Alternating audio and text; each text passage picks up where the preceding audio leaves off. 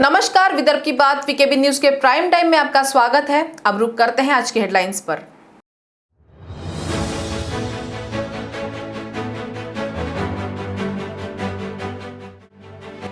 माया नगरी मुंबई में मूसलाधार बारिश से जनजीवन हुआ प्रभावित। लोकल स्टेशन पर चारों ओर पानी ही पानी।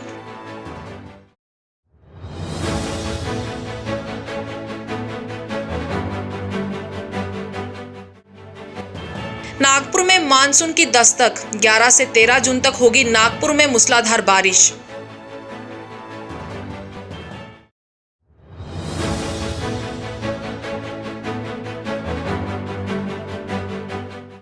और नागपुर में म्यूकरमाइकोसिस बीमारी के लिए एक मरीज पर 1.5 करोड़ खर्च, बावजूद इसके एक आंख गंवानी पड़ी मरीज को।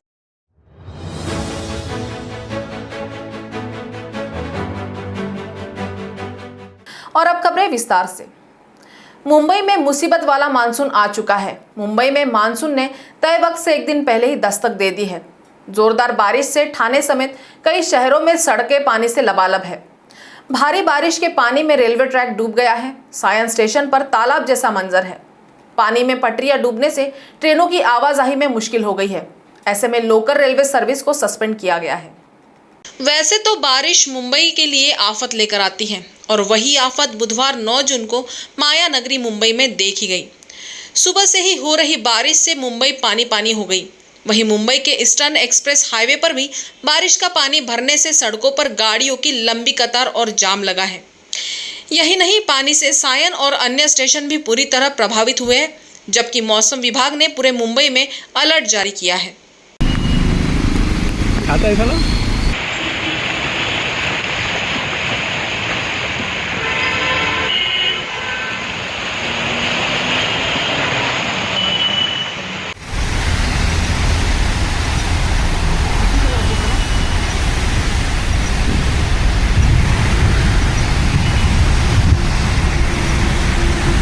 नागपुर में मानसून ने दस्तक दे दी है, जिसकी जानकारी मौसम विभाग ने बुधवार को दी है।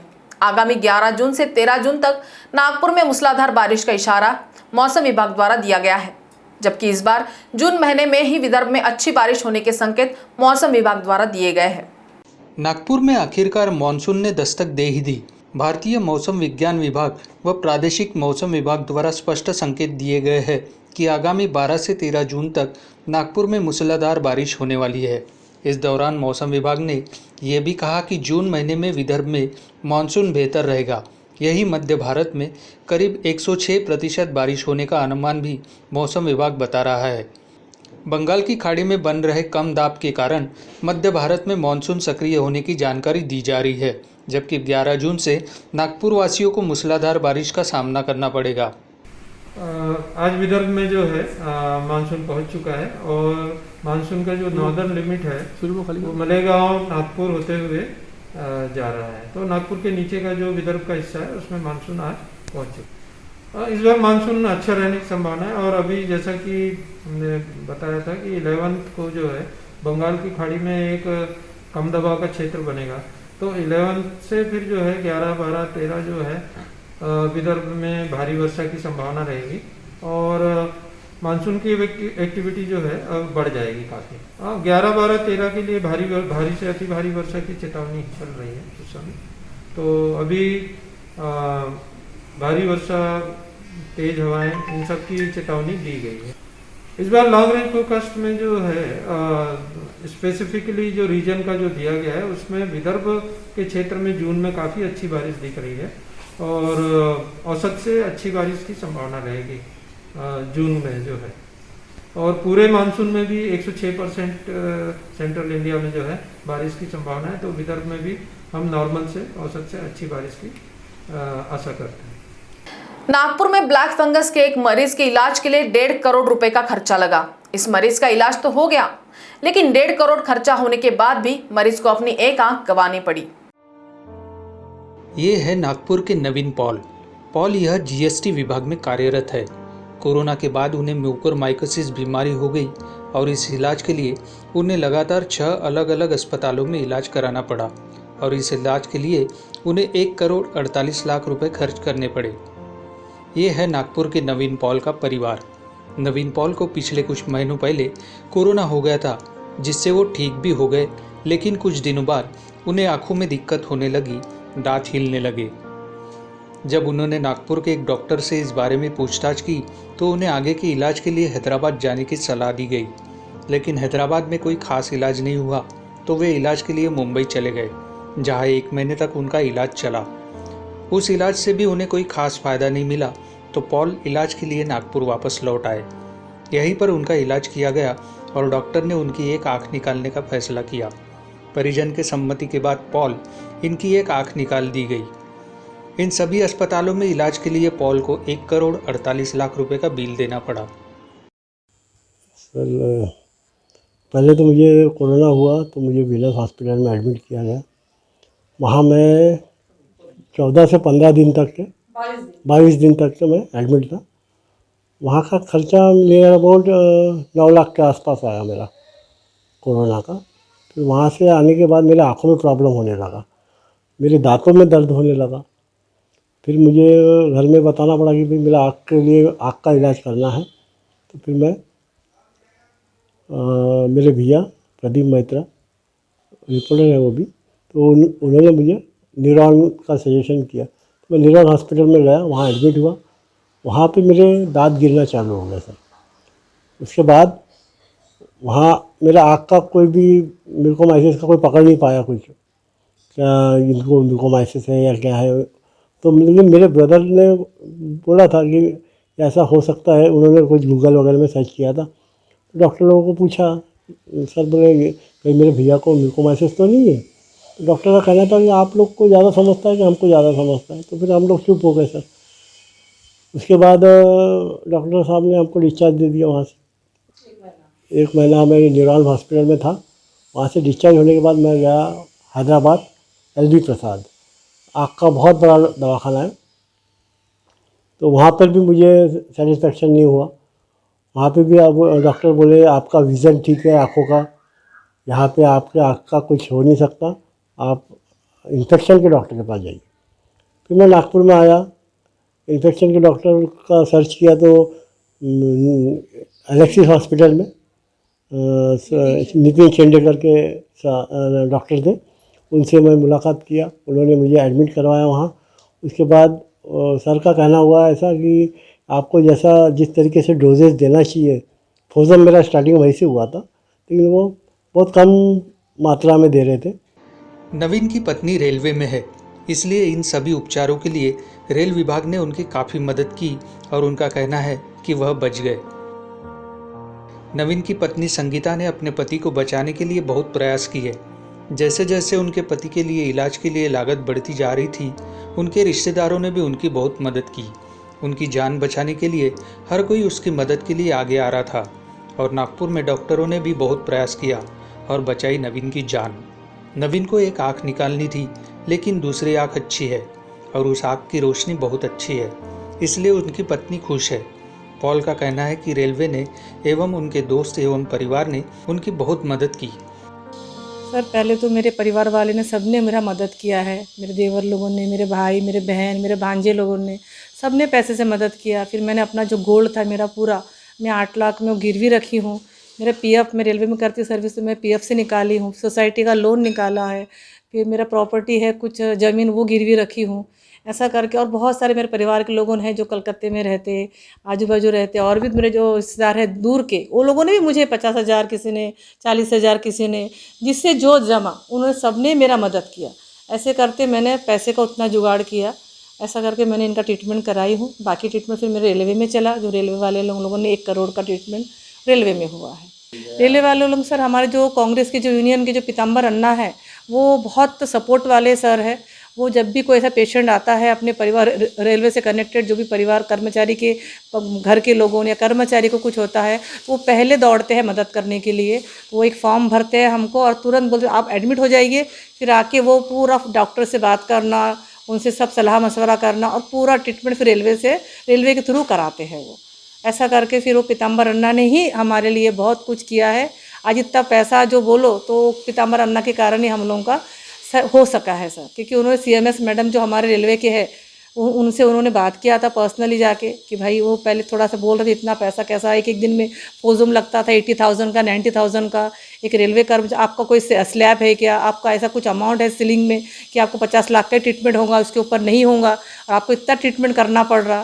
तो वो सब पीताम्बर अन्ना के कारण ही भाई हमारे उन्होंने मदद किया हमसे, जो आज तक ट्रीटमेंट हमारा हो सका। और इतना ट्रीटमेंट हम यदि LIC भी करते तो हमारा ट्रीटमेंट, हमारा इतना अमाउंट हम नहीं ला पाते।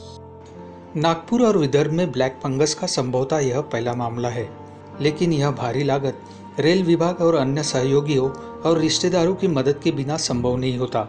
लेकिन 1.5 करोड़ रुपए खर्च करने के बाद भी परिवार वाले भी थोड़े दुखी जरूर है कि पॉल को एक आंख गंवानी पड़ी। नागपुर में निजी स्कूलों की मनमानी फीस वसूली के खिलाफ पालक संगठनों द्वारा 13 जून को काले कपड़े पहनकर निषेध प्रदर्शन किया जाने वाला है। प्रदर्शन नागपुर के संविधान चौक पर किया जाएगा, जिसमें बड़े पैमाने में शामिल होने का आह्वान पालक संगठनों ने VKB न्यूज़ के माध्यम से किया है। मैम 13 जून को यानी आने वाले इतवार को RBI चौक में, जिसका नाम अभी संविधान चौक हो गया है, पालक लोगों का एक मोर्चा, पालक लोगों की रिक्वेस्ट पे ही, ये मोर्चा आप इसको नहीं बोल सकते, हमारे तरफ से अभी की जो शिक्षण व्यवस्था है, जो तरीके से स्कूल इलीगल फीस ले रही है और एजुकेशन डिपार्टमेंट इसके बारे में कुछ भी नहीं कर रहा है, पालकों को राहत नहीं दे रहा है, उसके अगेंस्ट में निषेध करने के लिए हम एक प्रदर्शन करने वाले हैं। और वो बहुत ही सटीक तरीके से प्रदर्शन रहने वाला है, जिसमें हम कोविड की सारी नॉर्म्स का पालन करेंगे, सोशल डिस्टेंसिंग रहेगा, हर एक के पास में अपने सैनिटाइज़र रहेगा और हर एक जन कम से कम 4 से 5 फीट एक की दूरी से रहेगा। ये हम काले कपड़े पहन के और काला मास्क पहन के हम इसका विरोध करने का हमारा प्रयत्न है और ये हम करने की चाहत रखते हैं। अभी इसके लिए आगे प्रशासन और पालक कितना साथ मिलता है ये देखना पड़ेगा। सभी पालकों से ये आह्वान है कि अगर आपको स्कूल की तरफ से किसी भी तरीके का प्रकार का अगर दुर्व्यवहार किया जा रहा है आपके साथ में, आपको तकलीफ़ हो रही है, पैसे के लिए फ़ोन किए जा रहे हैं, बच्चों को TC मिल रही है, एजुकेशन डिपार्टमेंट के अगेंस्ट अगर आपको आपका निषेध दर्ज करना है, तो फिर आप सबसे रिक्वेस्ट करता हूँ कि आने वाले 13 जून को इतवार को दोपहर को 12 बजे संविधान चौक पहुँचिए। कृपया आते समय काले कपड़े पहन के आइए, काला मास्क लाइए, प्लस आते समय थाली और चम्मच साथ में लाइए। जैसा पिछले साल मोदी जी ने जो बुरी घटनाओं से लड़ने, जो लोग लड़ रहे थे उनका प्रोत्साहन बढ़ाने के लिए जो थाली और चम्मच पीटने का काम हुआ था, वही काम अभी हम ये साल करने वाले हैं कि जो हमारे पालक लोग हैं जिनका हमको प्रोत्साहन बढ़ाना है, जो हमारे लिए लड़ रहे हैं, थाली बजाकर हम उनको धन्यवाद कहना चाहेंगे। तो आते समय कृपया इन चीज़ों का ध्यान रखिए, मास्क पहनिए, काले कलर के कपड़े पहनिए, आते समय थाली चम्मच साथ में लेके आइए। धन्यवाद। नागपुर में राष्ट्रवादी कांग्रेस शहर व जिला अध्यक्ष की कमान नगर सेवक दुनेश्वर पेठे को दी गई, जिन्हें राष्ट्रवादी कांग्रेस पार्टी के प्रदेश अध्यक्ष जयंत पाटिल द्वारा नियुक्ति पत्र दिया गया है। नागपुर में राष्ट्रवादी कांग्रेस शहर व जिला अध्यक्ष की जिम्मेदारी NCP के नगर सेवक दुनेश्वर पेठे को दी गई है। गौरतलब है कि दुनेश्वर पेठे NCP का शहर में जाना माना चेहरा माना जाता है, जो प्रभाग क्रमांक 23 हिवरी नगर के नगर सेवक भी है। ऐसे में मनपा चुनाव के कुछ महीने पहले दुनेश्वर पेठे को NCP अध्यक्ष पद की जिम्मेदारी देकर NCP ने बेहतर कार्य किया है। राष्ट्रवादी कांग्रेस के प्रदेश अध्यक्ष जयंत पाटिल द्वारा नियुक्ति पत्र दिया गया। इस दौरान सांसद प्रफुल्ल पटेल की भी मौजूदगी रही। अब वक्त हो गया है एक ब्रेक का, मिलते हैं एक छोटे से ब्रेक के बाद। कहते हैं जब प्रोफेशनल लाइफ रंग लाती है तो पर्सनल लाइफ थोड़ी फीकी पड़ जाती है। गलत, बस बैलेंस जरूरी है। जैसे एक्स्ट्रा लाल और एक्स्ट्रा तेज एक ही चिली पाउडर में हो सकते हैं। नेचुरल रेड और तीखेपन का परफेक्ट बैलेंस है सुरुचि तेजा लाल चिली पाउडर। खाने में हो रुचि तो घर लाइए सुरुचि। ब्रेक के बाद आपका स्वागत है। देश के पूर्व प्रधानमंत्री नरसिंह राव इनके विशेष अधिकारी रह चुके राम खांडेकर, इनका लंबी बीमारी के बाद निधन हो गया है। वो 87 वर्ष के थे। राम खांडेकर ने नागपुर में अपनी अंतिम सांस ली। वो महाराष्ट्र के पूर्व मुख्यमंत्री यशवंतराव चव्हाण इनके सचिव की भी जिम्मेदारी संभाल चुके थे। देश के पूर्व प्रधानमंत्री नरसिंह राव के विशेष अधिकारी और महाराष्ट्र के पूर्व मुख्यमंत्री यशवंतराव चव्हाण के सचिव पद की जिम्मेदारी संभाल चुके राम खांडेकर का नागपुर में निधन हो गया। खांडेकर 87 वर्ष के थे। उनके पश्चात उनकी पत्नी, बहू, 2 पोते ऐसा परिवार वो पीछे छोड़ गए हैं। 1985 में नरसिंह राव के साथ वो कार्य करने से लेकर 1991 में जब वो प्रधानमंत्री बने तब खांडेकर उनके विशेष अधिकारी के तौर पर नियुक्त किए गए थे। खांडेकर ने नरसिंह राव के निधन तक उनके साथ कार्य किया था। यही नहीं, राजनीति का उन्हें 5 दशक का अनुभव था। नागपुर क्राइम ब्रांच ने स्पा की आड़ में चल रहे देह व्यापार के अड्डे पर छापा मारा है। स्पा के मैनेजर को गिरफ्तार कर 2 युवतियों को चंगुल से छुड़ाया गया। कार्रवाई मंगलवार शाम पंचशील चौक की बताई जा रही है, जहां निर्वाणा ब्यूटी स्पा पर क्राइम ब्रांच ने कार्रवाई की है। पंचशील टॉकी चौक स्थित केयर अस्पताल के पास घटाटे चेंबर है। इसकी पहली मंजिल पर निर्वाणा ब्यूटी पार्लर की आड़ में यह अड्डा चल रहा था। इसकी जानकारी मिलने पर पुलिस ने डमी ग्राहक को पार्लर के मैनेजर अग्रदीप बिमल कुमार दास बर्दवान पश्चिम बंगाल के पास भेजा। उसने एक युवती का 20,000 रुपए में सौदा किया। पुलिस ने छापा मारकर दास को पकड़ लिया। उसके अड्डे से 23 और 25 साल की 2 युवतियां मिली हैं। अड्डे का मालिक विभूति बाला बिसेन बाला पश्चिम बंगाल का है। आरोपियों ने जनवरी में यह अड्डा आरंभ किया था। लॉकडाउन की वजह से इसे बंद कर दिया था। सोमवार से उसे पुनः आरंभ किया। इसकी पुलिस को भनक लग गई। पीड़ित युवतियां बेंगलुरु के गौरवदास विश्वास के माध्यम से इस अड्डे से जुड़ी थी। वह 1 साल से विश्वास के संपर्क में रहने की जानकारी सामने आई है। गुप्त माहिती मिळाली होती की Nirvani beauty spa Panchsheel square care हॉस्पिटलच्या बाजूला इथं ब्युटी स्पाच्या नावाखाली देह व्यवसाय चालतो। त्याच्यावरून आम्ही हंटर पाठवून त्याच्यावर रेड कारवाई केली। त्याच्यामध्ये आम्हाला 2 पीडित मुली मिळाल्या, त्यांची सुटका करण्यात आली आणि मॅनेजर अग्रदीप बिमल कुमार दास हा त्या ठिकाणी मिळून आला आहे। सर त्या मॅनेजर पण होता का? हो, मॅनेजर त्याच्यामध्ये। सर टोटल किती रुपये भेटले सर? टोटल आम्ही 22 रुपयाची डील झाली होती, त्याच्यामध्ये 2,000 रुपये त्यांच्याकडून त्या। सर जे आरोपी आहे ते कुठचं राहणार आहे? एक आरोपी अग्रदीप बिमल कुमार दास हा पश्चिम बंगालमधील राहणार आहे मॅनेजर, तो पण स्पामध्येच राहतो। आणि दुसरा त्याचा एक मालक आहे, स्पाचा मालक, तो पण पश्चिम बंगालमध्ये आहे। आणि तिसरा एक मुली पुरविणारा गौरवदास विश्वास हा बेंगलोर येथील असल्याचे सांगत आहे। हे किती दिवसापासून यांचं काम चालू होतं इकडे? आता यांना विचारपूस केला असता जानेवारी 2021 पासून सदर स्पॉटची ओपनिंग केल्याचे सांगत आहेत आणि लॉकडाऊनमुळे बंद होता, मागील 7 तारखेपासून सुरू झाल्याचं सांगतात। पीडित महिला त्या पुढील तपासामध्ये ते निष्पन्न होतील। आम्ही गुन्हा दाखल आपला सीताबर्डी पोलीस स्टेशनला गुन्हा दाखल करून पुढील कारवाई करता त्यांना देणार आहोत। शंकरनगर के ट्रैफिक पुलिस को ऑटो चालक से पंगा लेना महंगा पड़ गया। रिश्वतखोरी के मामले में ट्रैफिक सिपाही हुआ गिरफ्तार। बताया जा रहा है कि ऑटो चालक को परेशान कर रिश्वतखोर ट्रैफिक पुलिस 500 रुपए की रिश्वत मांग रहा था। ऑटो चालक ने इसकी शिकायत एसीबी को कर दी, जिसके बाद ट्रैफिक पुलिस पर कार्रवाई की गई। हिंगना मार्ग निवासी ऑटो चालक 10 मई को शंकरनगर चौक से यू टर्न लेकर सीताबर्डी जा रहा था। उसी वक्त एम्बुलेंस की टक्कर से ऑटो क्षतिग्रस्त हो गया था। समझौता होने से एम्बुलेंस चालक वहां से चला गया। वहां मौजूद सोनेगांव ट्रैफिक के सिपाही विपिन महाजन ऑटो का 2,000 रुपए का चालान कर उसे ट्रैफिक चेंबर में ले जाने की धमकी दी। ऑटो चालक के पास लाइसेंस नहीं होने से महाजन ने 200 रुपए का ऑनलाइन चालान दिया। उसे कार्यालय में जमा करने को कहा गया, जबकि ट्रैफिक पुलिस महाजन ने ऑटो चालक को 500 रुपए मांगते हुए रुपए नहीं देने पर ऑटो दिखाई नहीं देगा वो ऑटो कार्यालय में जब्त करने की धमकी दी। परेशान ऑटो चालक ने 1-2 दिन में रुपए देने का वादा किया, जिसके बाद उसने एसीबी को शिकायत की। मंगलवार को एसीबी ने महाजन को रंगे हाथों पकड़ने के लिए जाल बिछाया, लेकिन संदेह होने से महाजन ने रुपए लेने में टालमटोल करने लगा, जिसके आधार पर प्रतापनगर थाने में घूस मांगने का मामला दर्ज कर महाजन को गिरफ्तार किया गया। हाल में घूसखोरी को लेकर ट्रैफिक ब्रांच काफी चर्चा में है। महाराष्ट्र नवनिर्माण सेना प्रमुख राज ठाकरे, इनकी पत्नी शर्मिला राज ठाकरे, इनके जन्मदिन के उपलक्ष्य में सोनेगांव परिसर में मनसे द्वारा सफाई कर्मी महिला व पुरुष को भेंट वस्तु वितरित की गई। सोनेगांव परिसर में कार्यक्रम का आयोजन महाराष्ट्र नवनिर्माण सेना के प्रदेश महासचिव हेमंत गडकरी द्वारा किया गया। शर्मिला राज ठाकरे, इनके जन्मदिन पर महिला सफाई कर्मियों को साड़ियां तो जामदार बंधुओं को शर्ट पैंट पीस वितरित किए गए। गौरतलब है कि कोरोना के समय सफाई कर्मचारियों का अहम योगदान रहा, जिसे देखते हुए उनका सम्मान इस उपलक्ष्य में मनसे द्वारा किया गया। नागपुर जिले में शनिवार 9 जून को 81 मरीज कोरोना पॉजिटिव पाए गए। पिछले कुछ दिनों से नागपुर में कोरोना संक्रमितों का आंकड़ा निरंतर कम होता जा रहा है, जो नागपुर वासियों के लिए राहत की बात है।